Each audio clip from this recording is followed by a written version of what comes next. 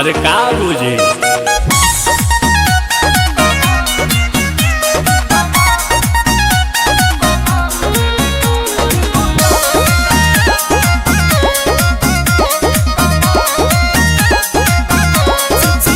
शीतलहरी में बहरी न जाइए पिया, इस शरीर को समीर न बनाइए पिया। शीतलहरी में बहरी न जाइए पिया, इस शरीर का समीर न बनाइए पिया।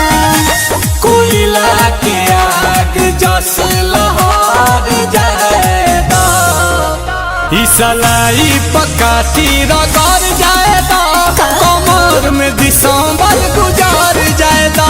गरम हट के आहट भीतर जाएगा, कमर में दिसंबर गुजार जाएगा।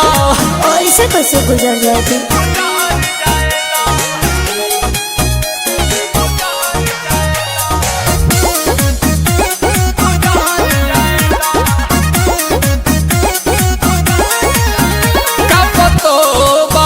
चापतो बारू आग पुअरा के तू तापतो बारू।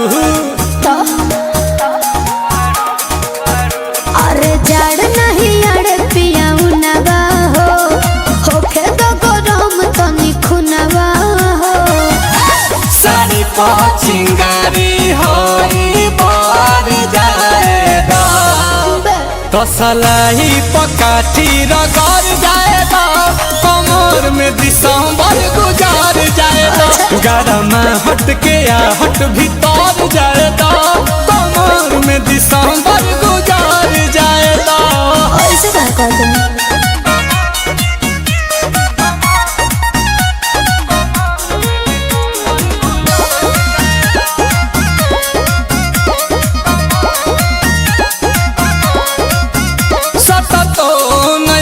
हट तो नहीं खू प्यार हमारा से बट तो